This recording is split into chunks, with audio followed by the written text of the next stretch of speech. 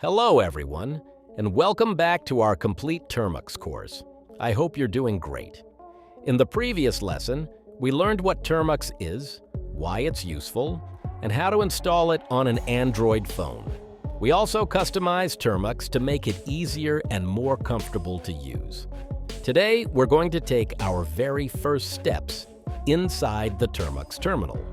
I'll introduce you to your first Linux commands and explain each one in a simple and practical way.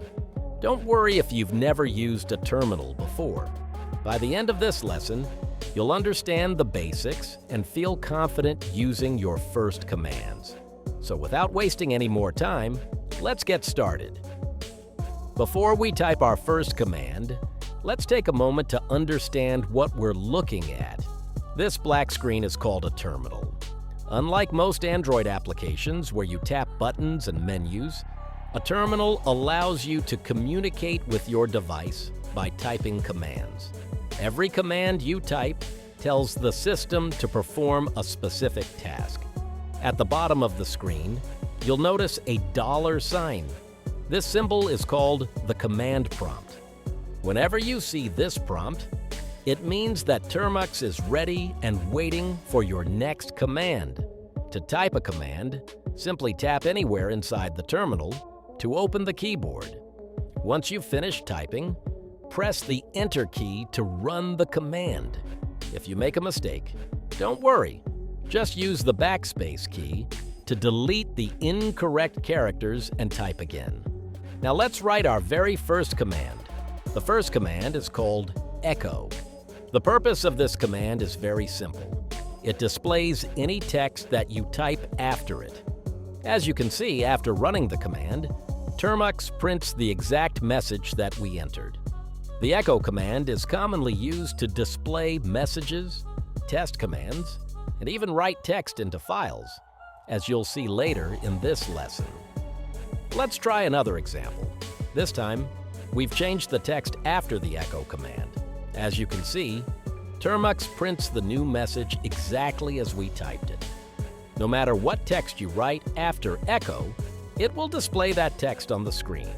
It's one of the easiest and most useful commands for beginners. Let's do one more example so you become familiar with this command. Again, the result is exactly the same.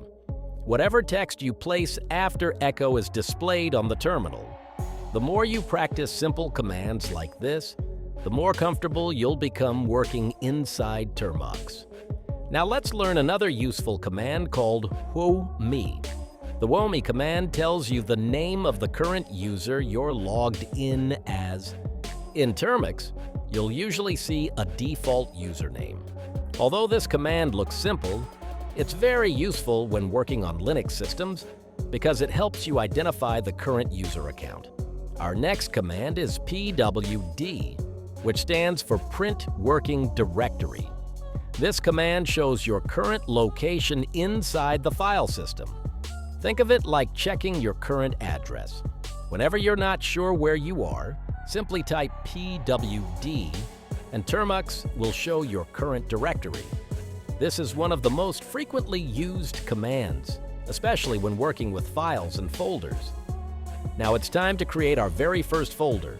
The command mkdir stands for Make Directory.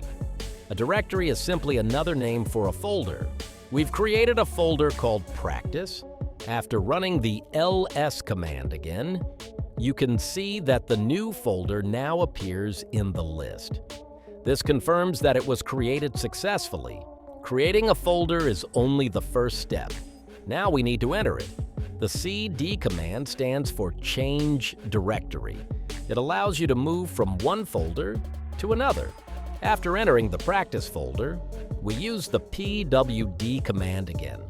As you can see, our current location has changed.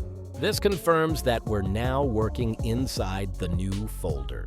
Now let's create our very first file. The touch command creates a new empty file.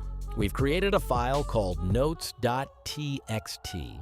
When we run the ls command again, the file appears in the list. This tells us that the file has been created successfully. Now let's write some text into our file Here we're using the echo command together with the greater than symbol. This sends the text directly into the file instead of displaying it on the screen. Don't worry if this looks a little confusing right now. You'll learn more about symbols like this later in the course. For now, just remember that we've written some text into our file. Let's check what's inside our file. The cat command displays the contents of a file directly in the terminal.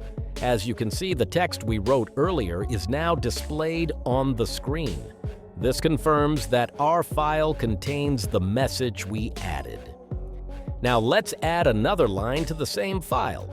This time we're using two greater than symbols. Instead of replacing the existing content, this adds a new line to the end of the file.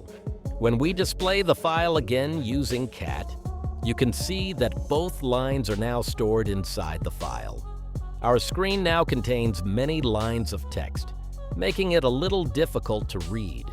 The clear command removes all the visible text from the terminal and gives us a clean workspace. Remember, this command does not delete your files or erase your work. It only clears what you see on the screen. Finally, let's look at the exit command. The purpose of this command is to close the current Termux session. After pressing Enter, Termux closes. This does not uninstall the application or delete your files. It simply ends the current session, and you can open Termux again whenever you want. Congratulations! In this lesson, you've learned some of the most important commands for beginners, including echo, wummy, pwd, ls, mkdir, cd, touchcat, clear, and exit. More importantly, you didn't just learn what these commands do, you also use them in a practical project by creating a folder, creating a file, writing text into it, and reading it back. That's a great start to your journey with Termux. Thank you so much for watching this lesson. I hope you found it helpful and easy to follow. If you enjoyed this video, please give it a like, subscribe to the channel, and turn on notifications so you don't miss the next lesson. Don't forget to complete the practice challenge before moving on. The more you practice, the more confident you'll become. Thanks again for watching, and I'll see you in the next lesson. Happy learning!